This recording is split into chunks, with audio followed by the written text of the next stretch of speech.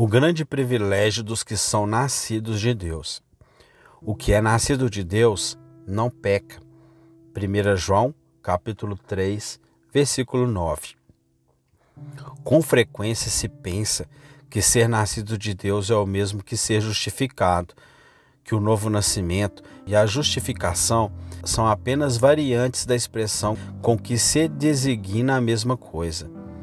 É certo que, de um lado, o que é justificado é também nascido de Deus, e de outro lado, é verdade que todo o que é nascido de Deus é também justificado no mesmo instante, sendo que ambos os dons de Deus são conferidos a todo crente no mesmo instante. No abrir e fechar de olhos, seu pecado se cancelam e o crente é de novo nascido de Deus. Embora se reconheça que a justificação e o novo nascimento sejam, quanto ao tempo em que se produzem, inseparáveis, somos forçados a admitir que, sobre outro aspecto, facilmente se distingue um do outro, não sendo a mesma coisa, mas, ao revés, coisas de natureza inteiramente diversa. A justificação somente implica em mudança relativa. O novo nascimento representa mudança real. Justificando-nos, Deus nos concede alguma coisa. Gerando-nos de novo, Ele opera alguma coisa em nós. A primeira muda a nossa relação exterior para com Deus, de modo que, de inimigos que éramos, nos tornamos filhos de Deus. O último tem como consequência a mudança íntima de nossas almas, de modo que, de pecadores que éramos, nos fazemos santos. Um dom restaura-nos a favor de Deus, o outro nos reintegra na sua imagem. Um representa o cancelamento da culpa do pecado, o outro vem a ser a supressão do domínio do pecado. Assim, embora essas dádivas celestiais de início se unem, elas se separam no tocante à natureza totalmente diversa que possuem. O não discernimento dessas distinção, a não observância da grande diferença que existe entre o ser justificado e o ser nascido de novo, tem ocasionado enorme confusão de espírito por parte dos que tratam deste assunto, principalmente ao intentarem explanar este notável privilégio dos filhos de Deus, mostrando que o que é nascido de Deus não peca. Para compreender claramente esta matéria, é necessário considerar, primeiro, qual é a significação exata da expressão o que é nascido de Deus. E, em segundo lugar, em que sentido esse tal não comete pecado. Primeiro, consideramos qual é o exato significado da expressão o que é nascido de Deus. Em geral, de todas as passagens da Sagrada Escritura onde ocorre a expressão ser nascido de Deus, aprendemos que ela não implica meramente em ser o homem batizado, nem implica em qualquer mudança exterior de não importa que espécie, mas numa grande mudança interior, mudança operada na alma pela influência do Espírito Santo, mudança em todo o modo de existência, porque, desde o momento em que somos nascidos de Deus, passamos a viver de maneira totalmente diversa do que éramos antes. Entramos, por assim dizer, num mundo diferente.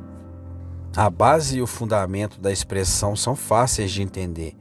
Quando passamos por essa grande mudança, podemos dizer com muita propriedade que nascemos outra vez, porque há tão estreita semelhança entre as circunstâncias do nascimento natural e as do nascimento espiritual, que considerar as primeiras, isto é, as que envolvem o nascimento natural, é o processo mais simples para chegarmos à compreensão do nascimento espiritual. A criança ainda não nascida, na verdade, respira, como tudo que vive, mas não sente, como não experimenta qualquer outra sensação, a não ser que o faça de modo muito grosseiro e imperfeito. Ela ouve pouco, se acaso ouve, estando os órgãos da audição como que trancados, nada vê, estando seus olhos fixamente cerrados e, além disso, cercados de treva profunda. Existe, sem dúvida, quando o tempo de nascer se aproxima, algum débil começo de vida, e, em consequência, algum movimento, graças ao qual ela se distingue da simples massa de matéria inerte, mas não há percepção, inteiramente vedadas como se acham todas as vias do conhecimento de que se serve a alma. Daí resulta ser quase nulo o contato com este mundo visível, não sendo possível qualquer conhecimento, concepção ou ideia das coisas que nele ocorrem. A razão pela qual o que ainda não é nascido é de todo estranho ao mundo visível não está no afastamento deste. O mundo está muito próximo, cercando-o de todos os lados, mas, em parte, por lhe faltarem aqueles sentidos que ainda não se abriram em sua alma, que são as únicas janelas através das quais se torna possível o estabelecimento de relação com o mundo exterior, e em parte por se achar de permeio um véu espesso, para além do qual nada se pode discernir. Logo, porém, seja a criança nascida para o mundo, passa a existir de maneira totalmente diversa. Agora, ela sente o ar do que se acha cercada e que nela penetra por todos os lados. Tão logo o respire e aspire alternativamente, na ânsia de entreter a chama da vida. Daí, deflui um contínuo aumento de forças, de movimento e de sensação.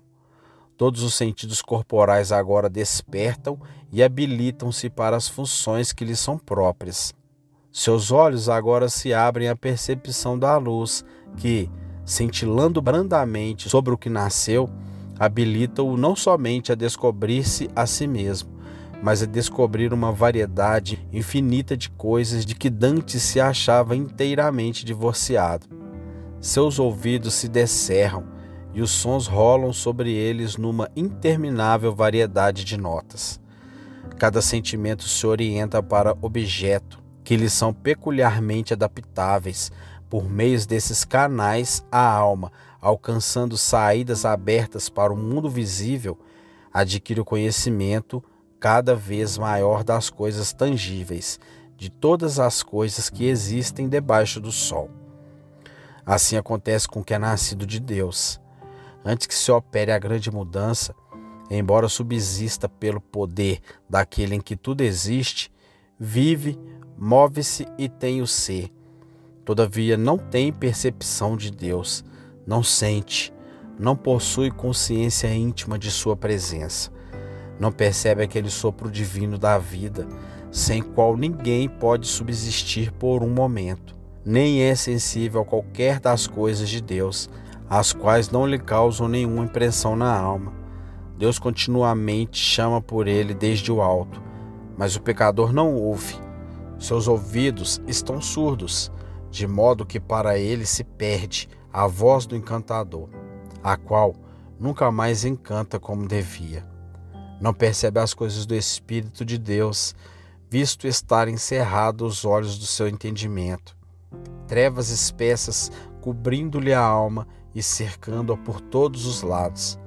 É verdade que tal homem pode ter algum fraco lampejo de vida, algum débil começo de movimento espiritual, como, porém, não possui sentidos espirituais capazes de discernir as coisas espirituais, não discerne as coisas do Espírito de Deus, não as pode conhecer, porque elas se discernem espiritualmente. Daí, resulta que o pecador tem escasso conhecimento do mundo invisível, assim como com este mantém escassa relação, na que tal pessoa esteja longe do mundo visível. Ao contrário, está em meio dele, rodeado inteiramente de suas influências. O outro mundo, como usualmente o designamos, não se acha distante de nenhum de nós. Está por cima e debaixo de nós, assim como o nosso redor. Somente um homem natural não o percebe, em parte por não possuir sentidos espirituais capazes de se aplicarem à percepção das coisas de Deus, e em parte porque existe um véu tão denso interposto entre sua alma e as coisas de Deus, que não há meios de divisar o que se encontre do outro lado. Quando, porém, ele é nascido de Deus, nascido do Espírito, como se muda todo o seu modo de ser. Toda sua alma é agora sensível às manifestações de Deus, e o homem pode dizer com segura experiência: estás ao redor do meu leito e em torno de meus passos. Sinto-te em todos os meus caminhos. Tu me cercas por diante e por detrás e colocas tua mão sobre mim. O Espírito ou sopro de Deus imediatamente se infunde na alma do que nasce de novo. E esse mesmo sopro que veio de Deus para ele volta, sendo continuamente inspirado pela fé, é continuamente expirado pelo amor, pela oração, pelo louvor, pelas ações de graças, sendo o amor, os louvores e as orações a respiração de toda a alma que é verdadeiramente nascida de Deus. Por essa nova espécie de respiração espiritual, a vida espiritual se sustenta, crescendo diariamente em vigor, movimento e sensibilidade. Despertados agora os sentidos da alma, esta se torna capaz de discernir espiritualmente o bem e o mal. Os olhos do seu entendimento estão agora abertos e ele vê o invisível. Percebe qual é a elevada grandeza de seu poder e de seu amor para com os que creem. Vê que Deus é misericordioso para com ele, pecador. Vê que se encontra reconciliado com Deus mediante o Filho de seu amor. Claramente percebe tanto o amor perdoador de Deus como suas grandes e preciosas promessas. Deus, que das trevas faz brilhar sua luz, resplandeceu e resplandece ainda em seu coração, para esclarecê-lo no conhecimento da glória de Deus na face de Jesus Cristo. Todas as trevas agora se dissiparam e ele permanece na luz da presença de Deus. Seus ouvidos estão agora abertos e não mais clama em vão a voz de Deus. Ouve, obedece à voz celestial, conhece a voz de seu pastor. Todos os seus sentidos espirituais estão agora despertados, mantém claro intercâmbio com o mundo invisível, conhece, em consequência, cada vez mais as coisas que dantes não podiam entrar em seu coração para que as percebesse. Conhece agora o que é a paz de Deus, o que é a alegria no Espírito Santo, qual é a extensão do amor de Deus que foi derramado no coração daqueles que não creem através de Cristo Jesus. Removido o véu que dantes vedava a luz e a voz, o conhecimento e o amor de Deus, o que é nascido de Deus pelo Espírito, estando em amor, está em Deus e Deus nele. Tendo considerado o que quer dizer a expressão o que é nascido de Deus, resta-nos inquirir, em segundo lugar, em que sentido ele não comete pecado. Ora, o que é nascido de Deus, como se descreveu acima, continuamente recebendo na alma o fôlego de vida comunicado por Deus e a graciosa influência de seu Espírito, e constantemente devolvendo esse sopro, o que é nascido de Deus, crendo, amando e constantemente percebendo pela fé a ação de Deus dobre seu espírito, retribui por uma espécie de reação espiritual a graça que recebe com incessante amor, louvor e oração, e assim não só não comete pecado enquanto se guarda a si mesmo, mas durante o tempo em que essa semente permanece nele, não pode pecar, porque é nascido de Deus. Por pecado entendo aqui exterior. Segundo a acepção clara e comum da palavra, uma transgressão atual, voluntária da lei de Deus revelada e escrita, de qualquer mandamento de Deus reconhecido como tal ao tempo da transgressão. Mas o que é nascido de Deus, enquanto permanece na fé e no amor, no espírito de oração e de ações de graça, não só comete, mas não pode cometer semelhante pecado.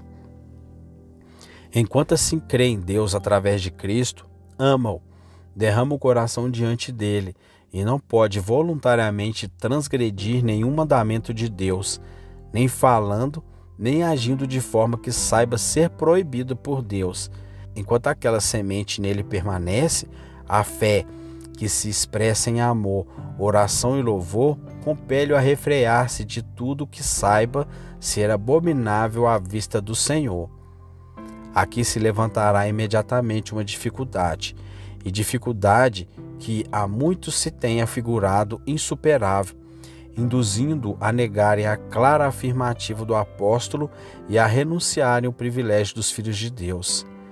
É fato conhecido que muitos, acerca dos quais não podem negar, tenham verdadeiramente nascido de Deus, dando-nos o Espírito de Deus em sua palavra, infalível testemunho a respeito deles, a despeito de tudo, não somente podem cometer, mas na realidade cometem pecado, mesmo grave pecado exterior.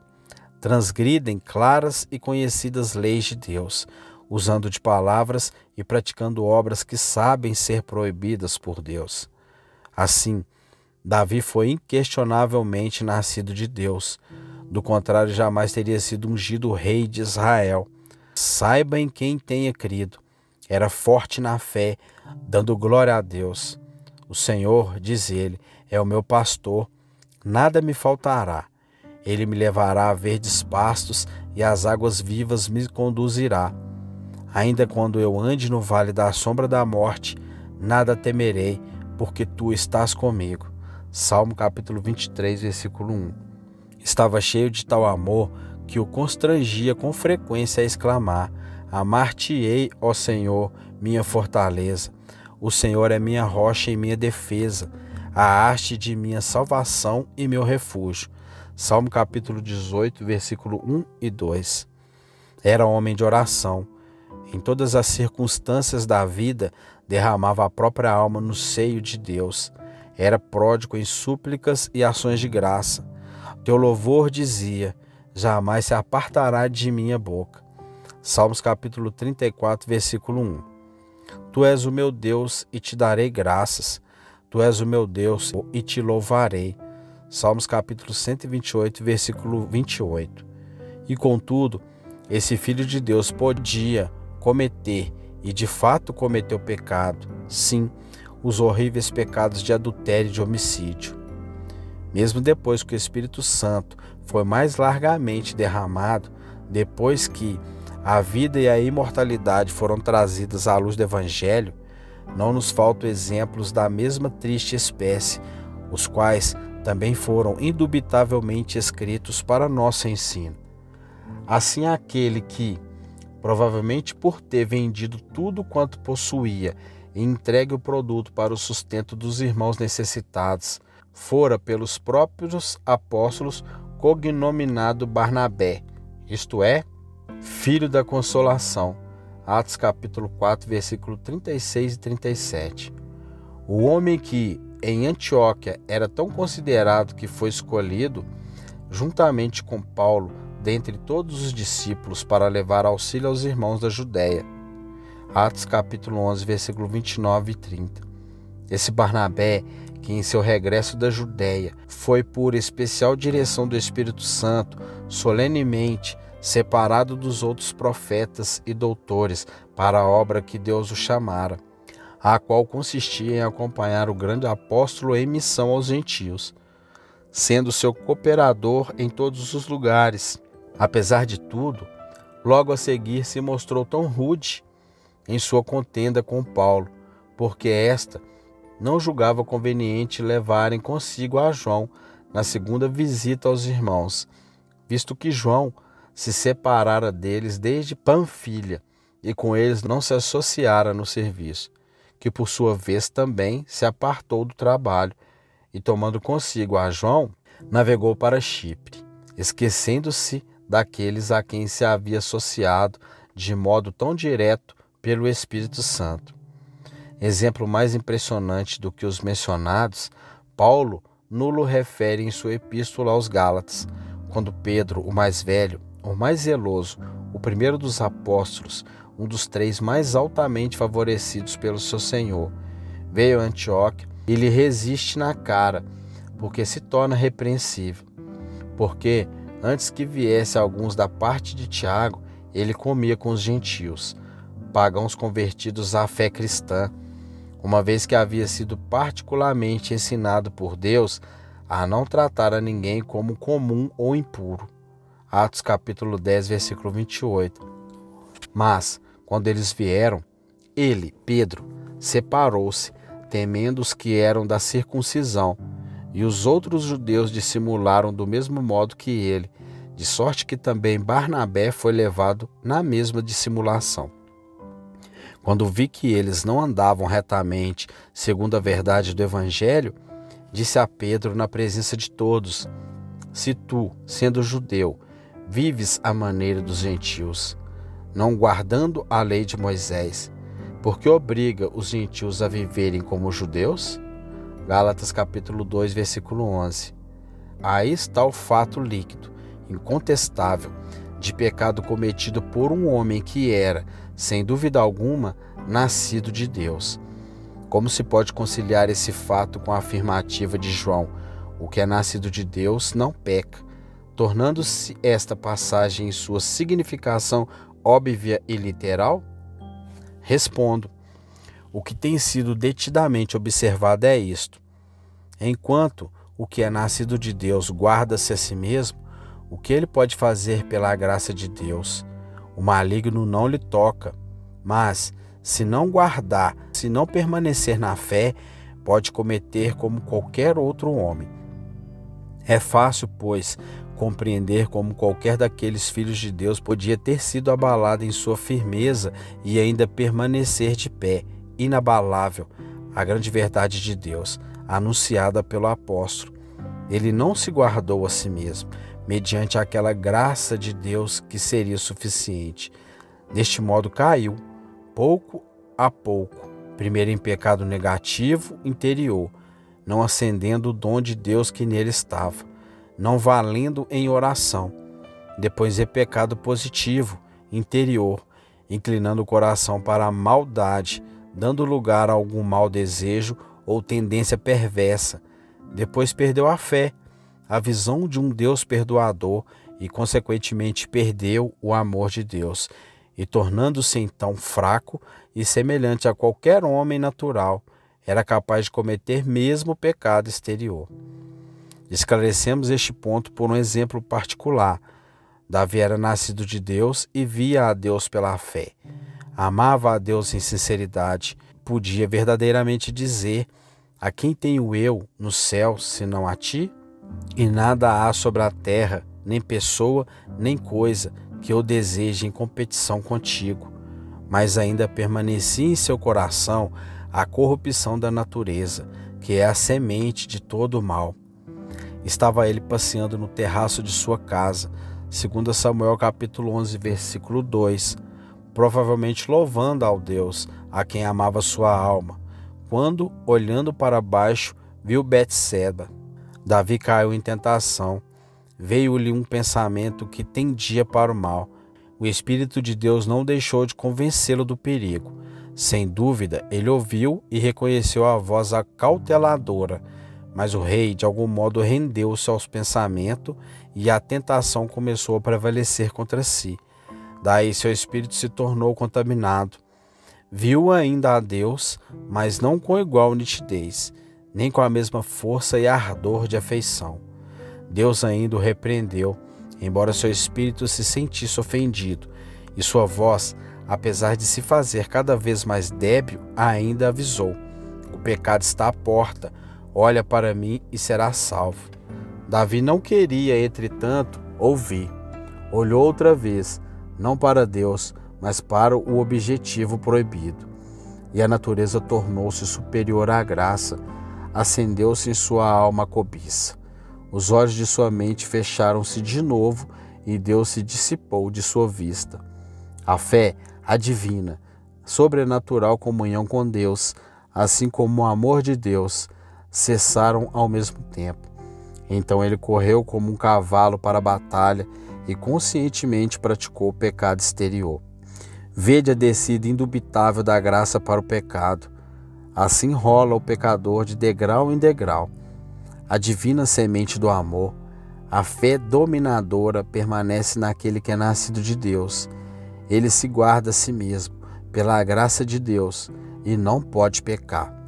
Levante-se a tentação, não importa se do mundo, da carne ou do diabo.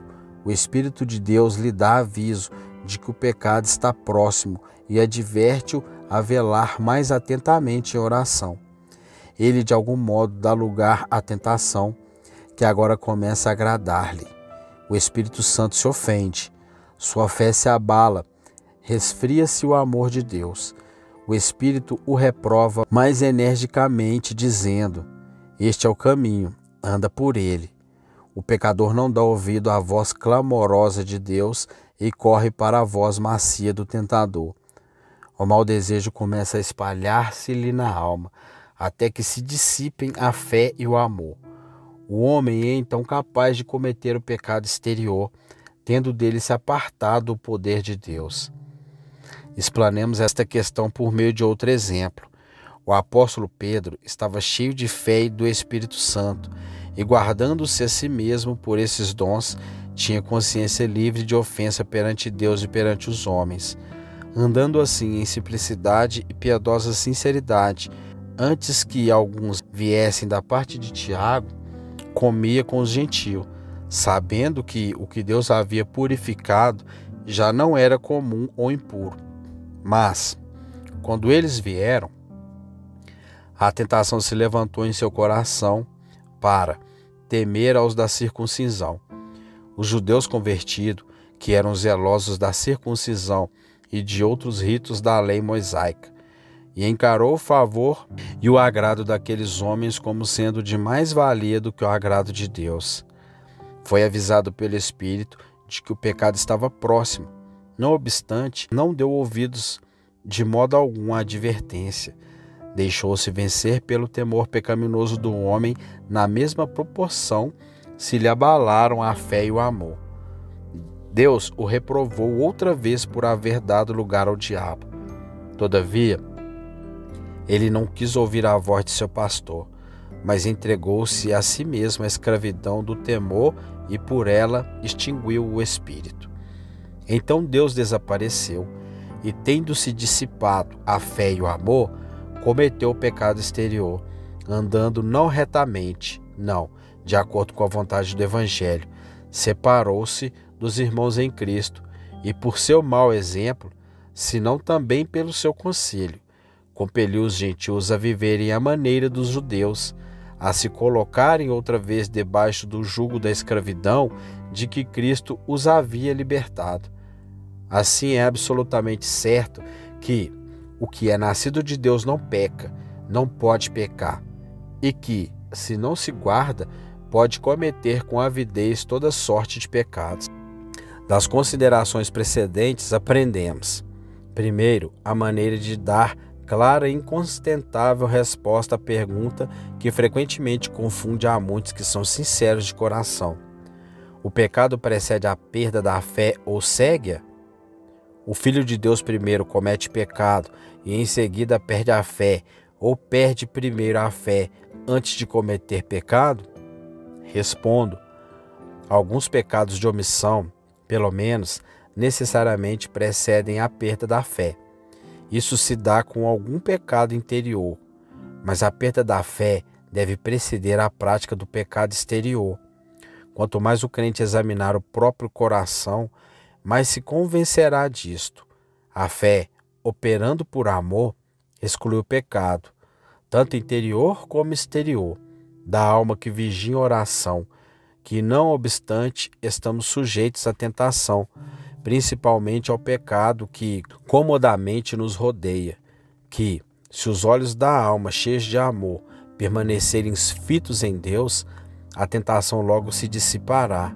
Mas, se isso não acontecer, se formos como diz o apóstolo Tiago no versículo 14 do capítulo 1, se substituir a Deus pelos nossos próprios desejos, colhido é o homem pelo engodo dos prazeres presentes ou antevistos. Então aquele desejo, concebendo em nós, produz o pecado, e destruída a nossa fé por esse pecado interior, tal circunstância faz-nos cair no laço do diabo, de modo que podemos cometer qualquer pecado exterior, de não importa a que espécie. Do que tem sido dito, aprendemos, em segundo lugar, o que é a vida de Deus na alma do crente, em que ela propriamente consiste e o que imediata e necessariamente se acha aí implícito. Imediata e necessariamente implica na contínua inspiração do Espírito Santo, o sopro de Deus na alma e a respiração da alma retribuindo o que primeiro recebeu de Deus, implica numa contínua ação de Deus sobre a alma e numa reação da alma para com Deus. Implica na incessante presença de Deus, do Deus que ama e perdoa, revelada ao coração e aprendida pela fé. Implica numa constante retribuição de amor, louvor e oração, oferecendo-nos nós todos os pensamentos de nosso coração, todas as palavras de nossos lábios, todas as obras de nossas mãos, todo o nosso corpo, alma e espírito, para ser um sacrifício santo, aceitável a Deus em Cristo Jesus. Daí podemos inferir, em terceiro lugar, a absoluta necessidade dessa reação da alma, ou que outro nome tenha, para que nela continue a vida divina, porque claramente se observa que Deus não quer que a alma reaja sobre Deus. Na verdade, que Ele nos habilita a isso, com as bênçãos de sua bondade. Primeiro nos ama e manifesta-se a nós. Enquanto estamos longe, Ele nos chama para junto de si e resplandece sobre os nossos corações. Mas se não amarmos aquele que primeiro nos amou, se não dermos ouvido à sua voz, se dele desviarmos os nossos olhos e não atentarmos para a luz que ele projeta sobre nós, seu espírito não contendará para sempre, gradualmente se ocultará, deixando-nos entregues à treva de nossos corações. Não continuará a infundir-nos na alma o seu sopro, a não ser que nossa alma lhe devolva, sob forma de amor e fé, esse sopro recebido. A não ser que nosso amor, oração e ações de graças voltem, subam para ele como um sacrifício de que se agrada. Aprendemos finalmente a seguir as direções do apóstolo. Não te glories, mas teme. Tenhamos maior temor ao pecado do que à morte ou ao inferno. Tenhamos um temor zeloso, embora não aflitivo, sob pena de adormecermos no engano de nossos próprios corações. O que está de pé, veja que não caia, mesmo que no presente se ache firme na graça de Deus, na fé que vence o mundo. Pode, não obstante, cair no pecado interior e, através deste, naufragar em sua fé. E quão facilmente o pecado assumirá então o seu domínio sobre ele. Tu, pois, ó homem de Deus, vigia sempre, para que sempre ouças a voz de Deus. Vigia, para que ores sem cessar, em todos os tempos e em todos os lugares, abrindo o teu coração diante de Deus.